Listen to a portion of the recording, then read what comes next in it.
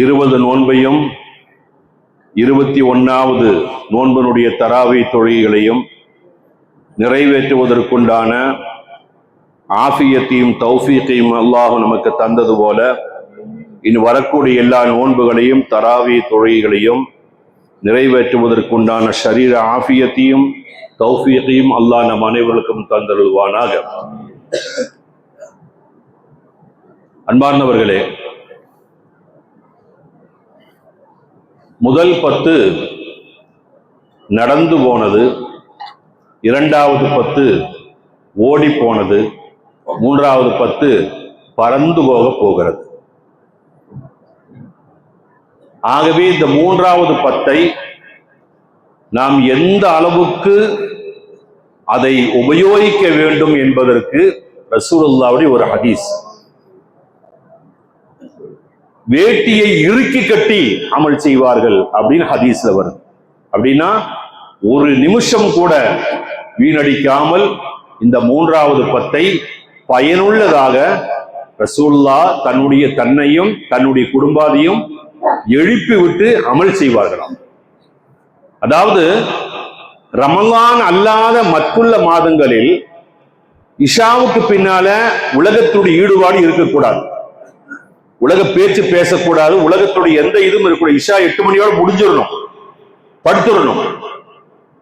அப்பதான் 3 மணிக்கு தஹஜ்ஜுதுக்கு எழுந்திருக்கணும். அதான் மற்றுள்ள மாசங்கள். ஆனா ரமலான் மாசத்துல இரவை ஹயாத்தாக்கும், இரவை ஹயாத்தாக்கும்.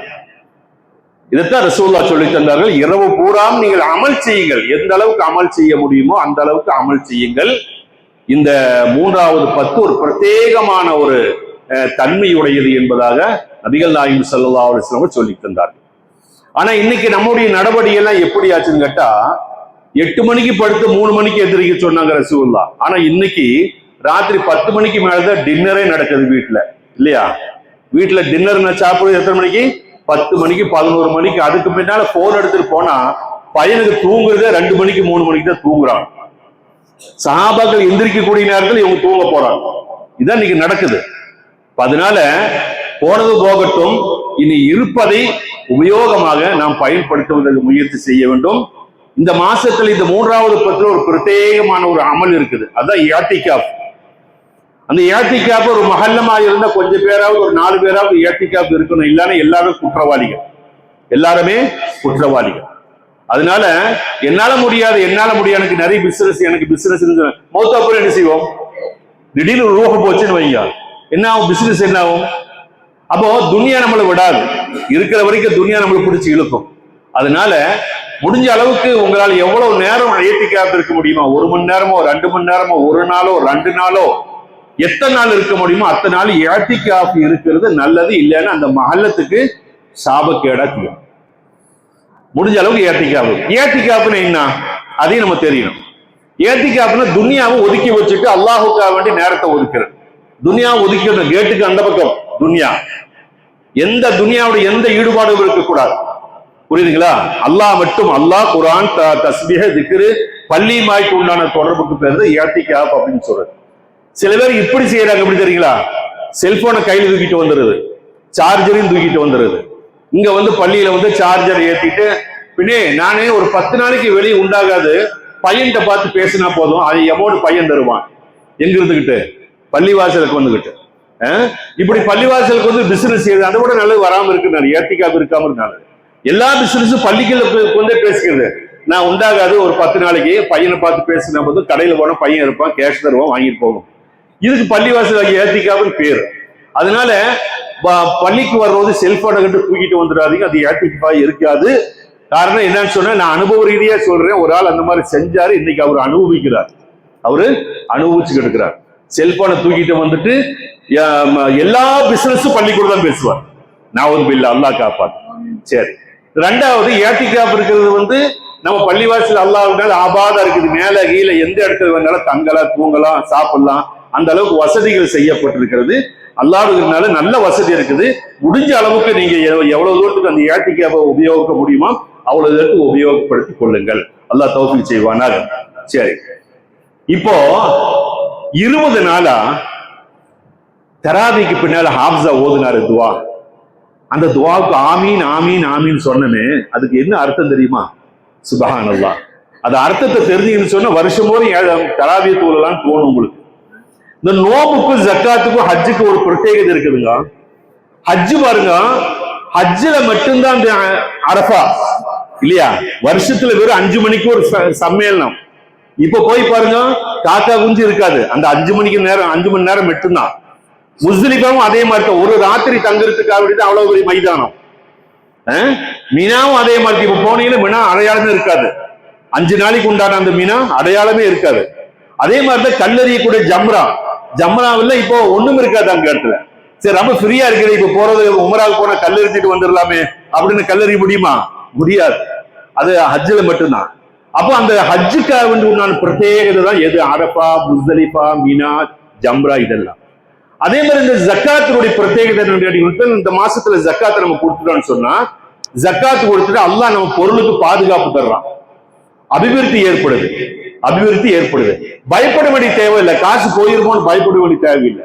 அதுக்கு ஒரு உதாரணம் சொல்லட்டா, ஒரு பெரிய பஞ்சு குடோன் பயங்கர குடோன், பக்கத்துல தீப்பிடிச்சு எரியுது. அப்ப ஓடி வந்து சொன்னாங்க, முதலாளி பக்கத்துல தீப்பிடிச்சு எரியுது, நம்ம குடோன் பஞ்சு குடோன், நம்ம குடோன் தீப்பிடிச்சிருமோ இன்னுமான்னு தெரியல, என்ன ஆகுமோ முதலாளி அப்படின்னு சொல்லி ஓடி வந்து சொன்னப்போ முதலாளி சொன்னாரமா, ஒன்னும் பயப்படாது, நான் வருஷம் கரெக்டா ஜக்காத்து கொடுக்கிறாள், அல்லாஹ் நம்ம முதல்ல வேஸ்ட் ஆக்க மாட்டாங்க. அதே மாதிரிங்க ஒன்னும் ஆகல. அதனால ஜக்காத்தை கொடுத்துறோம்னு சொன்னா அல்லாஹ் நம்ம பொருளுக்கு பாதுகாப்பு தரோம். அதே மாதிரிதான் ரமலான்ல இந்த தராவி தொழுகிற ஒரு பிரத்யேகதை. அந்த தராவி தொழுது போட்டு செய்யக்கூடிய துவாங்கிறது ஒரு அருமையான ஒரு துவா. இது வேற எந்த மாசத்துல எந்த அஜத்து மாதிரி ஓத மாட்டாங்க, யாரும் ஓதுறது இல்லை. ஆனா இந்த துவா எல்லா இடத்துலயும் ஓதுறாங்க. போன வருஷம் நான் மலேசியா போனப்போ அங்கேயும் இதுதான் ஓதுறாரு. அப்ப ஒரு பிரத்யேகமான ஒரு துவா. அதுக்கு இத்தனை நாளா நம்ம ஆமீன் ஆமீன் சொன்னமே, அதுக்கு என்ன அர்த்தம் பார்க்கலாமா? பாருங்க. அல்லாஹும்ம ஜஅல்னா பில் ஈமானி காமிலைன். அல்லாஹ்வே எங்களுக்கு பரிபூர்ண ஈமானை தருவாயாக. பரிபூர்ண ஈமானை தருவாங்க. ஒலி ஃபராயிதுக முஅத்தீன். ஃபர்லான காரியங்களை நிறைவேற்றுவதற்குண்டான பாக்கியத்தை தருவாயாக. ஒலி ஸலாத்தி ஹாஃபிதீன். 5 நேர தொழுகையை பாதுகாக்கக்கூடியவனாக என்னை நீ ஆக்குவாயாக. ஒலி ஜகாத்தி ஃபாயிலின். ஜகாத்தை கொடுப்பதற்குண்டான சாம்பத்திக சேஷியை எனக்கு நீ தருவாயாக. வலிமா இந்தக தாலிபீன். உன்னிடத்தில் இருப்பதை தேடக்கூடியவனாக என்னை நீ ஆக்குவாயாக. உங்ககிட்ட என்னமில்லாம இருக்குது இல்லையா, தேவையா? ஒரு ஆப்பிரிக்க ராஜின். உன்னுடைய மன்னிப்பை எதிர்பார்த்து கொண்டிருக்கிறேன். உன்னுடைய மன்னிப்பை எதிர்பார்த்து கொண்டிருக்கிறேன். அப்படி எதிர்பார்க்கக்கூடிய என்னை நீ மன்னி தருவாயாக. வபில் ஹுதா முத்தமஸ்ஸிகீன். ஹிதாயத் இருக்கக்கூடியதுல நான் இருக்கிறப்போ இந்த ஹிதாயத்தை முருக பிடிப்பதற்கு எனக்கு தௌஃபீக் செய்வாயாக. ஹிதாயத் என்னை விட்டும் போகாமல் இருக்க வேண்டும், அதுக்கு தௌஃபீக் செய்வாயாக. தேவையில்லாத ஹராமான காரியங்களை விட்டு தவிர்த்து நடப்பதற்கு எனக்கு நீ தௌஃபீக் செய்வாயாக. அதே மாதிரி துன்யா ஜாஹிதீன். துன்யா என்னை பிடிச்சி இழுக்குது, துன்யா இழுத்துக்கிட்டே இருக்குது, அது விட்டு வருவதற்கு எனக்கு நீ தௌஃபீக் செய்வாயாக. ஆகியருக்கு ராகிதீன். மறு உலகத்துடைய சொர்க்கத்தை ஆசைப்படக்கூடியவனை என்னை நீ ஆக்குவாயாக. பின்ன நீ தந்திருப்பதை கொண்டு பொருத்தப்படக்கூடியவனாக என்னை நீ ஆக்குவாயாக. எனக்கு நீ என்ன தந்திருக்கிறியோ அது போதும், அதை பொருத்தப்படக்கூடியவன் என்னை நீ ஆக்குவாயாக. ஒலி நியமாய் ஷாக்கிரீன். நீ தந்திருக்கக்கூடிய நியமத்திற்காக கண்ணு, காது, மூக்கு, கை, காது, மனைவி, மக்கள், சொத்து, சுகம், இதுக்கெல்லாம் நன்றி செய்யக்கூடியவனாக என்னை நீ ஆக்குவாயாக. வானில் பலாயி சாபிரின். ஏதாவது பலாய் முசீபத்துகள், நோய் நொடிகள், அது இது கஷ்டம் அதெல்லாம் இருந்துன்னு சொன்னா எனக்கு பொறுமையா இருப்பதற்குண்டான பொறுமையை தந்தருள்வாயாக. ஹபீபிக வ நபியிக வ ஸஃபீக முஹம்மது ஸல்லல்லாஹு அலைஹி வஸல்லம் யௌமல் கியாமத்தில் ஆயிதீன். இத பூரா கேட்டு போட்டு கடைசியில வேற சப்ஜெக்ட்டுக்கு வர்றோம். என்ன தெரியுமா? நாளை மறு உலகத்தில் நம்முடைய ரசூலுல்லாஹி ஸல்லல்லாஹு அலைஹி வஸல்லம் கொடியை பிடிச்சிட்டு எல்லாரும் போவோம். எல்லாரும் ரசூலுல்லாஹ்வுடைய உம்மத்துகள் பூரா போவோம். அந்த கொடியின் கீழ் அந்த கொடியுடைய நிழல் பட்டு அவர்களுக்கு பின்னால் போகக்கூடிய பாக்கியத்தை தருவாயாக. எவ்வளவு ஒரு பாக்கியமான ஒரு துவா பாரு. இந்த துவா வேற மாசத்துல நம்ம செய்ய மாட்டோம். சரி, பின்ன ரசூலுல்லாஹ் சொர்க்கவாதிகள் சொர்க்கத்துக்கு போறது அங்க வெல்கம் ட்ரிங்க்ஸ்னு ஒண்ணு இருக்குது. அது ரசூலுல்லாஹ் மெத்தி கொடுப்பாங்க. யாருக்கு? ரசூலுல்லாஹ்வுடைய சிநேகம் உள்ளவங்களுக்கு மெத்தி கொடுப்பாங்க. அவங்க கையால் அந்த தண்ணியை வாங்கி குடிக்கக்கூடிய பாக்கியத்தை எங்களுக்கு நீ தந்தொரு புரிவாயாக. வமின் சுந்தசி இஸ்தபரகை முத்தலாபிசீன், பட்டாடை. இஸ்தபரகு அப்படின்னு சொன்னா, சுந்துசுன்னு சொன்னா சொர்க்கத்துடைய பட்டு. அந்த சொர்க்கத்துடைய பட்டாடைகளை உடுத்துவதற்குண்டான நசீபை எங்களுக்கு நீ தந்தல் புரிவாயாக.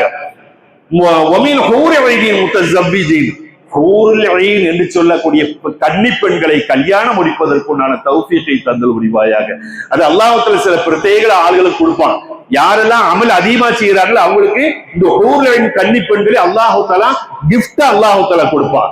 அப்படி அதை அவர்களை பெறக்கூடிய நசீபை தந்தல் புரிவாயாக. ஒரு பள்ளிவாசல நான் இப்படி இதுக்கு அர்த்தம் சொல்லிக்கிட்டே இருந்தேன் இல்லையா, மறுநாள் வந்து சவுண்ட் ஓவர் ஆச்சு. இந்த இடம் வர்றது ஆமீன் அப்படின்னா என்ன, ஹூர்லின் பெண்களை கல்யாணம் முடிச்சு தருவாயான்னு சொன்னோம். எல்லாரும் ஆமி பயங்கரமா சவுண்டா போச்சு. சரி இருக்கட்டும், அல்லாஹ் நசீபாக்குவானாக. வமின் காமில் ஜன்னத்தி ஆக்கில், சொர்க்கத்துடைய உணவை உண்ணுவதற்கு உண்டான நசீபாக. பின்ன ஒமில் லபனி வாஸ்லி முசஃபன் ஷாரிபீன், சொர்க்கத்துடைய அன்னபானங்கள், பால், தேனு இதையெல்லாம் பருகக்கூடிய பாக்கியத்தை தந்தல் புரிவாயாக. பிஅக்வாபி வஅபாரிக வதஸிமி மஐனி மஅல்லதீன அன்அம்த அலைஹிம் மினன் நபிய்யீன வஸித்தீகீன வஷுஹதாஇ வஸாலிஹீன், சித்தீகங்களோடு, நபிமார்களோடு, சுஹதாக்களோடு, சாலிஹான்களோடு அந்த சொர்க்கத்துடைய அந்த குவளையில், சொர்க்கத்துடைய அந்த பானத்தில் முத்துக்கள் பதித்திருக்கக்கூடிய அந்த பாத்திரத்தில் அந்த நீரை, சொர்க்கத்துடைய நீரை பருகுவதற்குண்டான பாக்கியத்தை தந்தல் புரிவாயாக. முத்துக்கள் வைரங்கள் பதித்த அந்த பாத்திரத்தில் இவர்களோடு இருந்து டின்னர் சாப்பிடக்கூடிய அந்த பாக்கியத்தை எனக்கு நீ தந்தல் புரிவாயாக. பின்ன அல்லாஹும்ம ஜஅல்னா ஃபீ ஹாதா ஷஹர் ஷரீஃப் மினஸ் ஸுஅதாஇல் மக்பூலீன், ரஹ்மானே இந்த ரமலானுடைய பரக்கத்து கொண்டு என்னை நீ சீதேவியுடைய கூட்டத்தில் ஆக்குவாயாக, சொர்க்கவாதியுடைய கூட்டத்தில் ஆக்குவாயாக. வலா தஜஅல்னா யா அல்லாஹ் யா அல்லாஹ் யா அல்லாஹ் மினல் அஷ்கியாஇல் மர்தூதீன், அல்லாஹ்வே இந்த ரமலானுடைய பரக்கத்து கொண்டு என்னை மூதேவியாக ஆக்கி விடாதே, நரகவாதியுடைய கூட்டத்தில் ஆக்கி விடாதே. யா அல்லாஹ் யா அல்லாஹ் யா அல்லாஹ், நரகவாதி கூட்டத்தில் ஆக்கி விடாதே. பின்ன اللهم وإن لك في كل ليلة من ليالي شهر رمضان وتقاء ومناء وخلصا, அல்லாஹ் இந்த ரமலானுடைய பரக்கத்து கொண்டு நரகத்தை விட்டு விடுதலை பெற்றவனாக, பயம் இல்லாதவனாக, துக்கம் இல்லாதவனாக நீ ஆக்குவாயாக. அதே மாதிரி நரகத்திலிருந்து பயம் இல்லாதவனாகவும் துக்கம் இல்லாதவனாகவும் என்னை நீ ஆக்கி எனக்கு நீ மன்னிப்பை தந்தல் புரிவாயாக. எவ்வளவு அழகான துவா பாருங்க.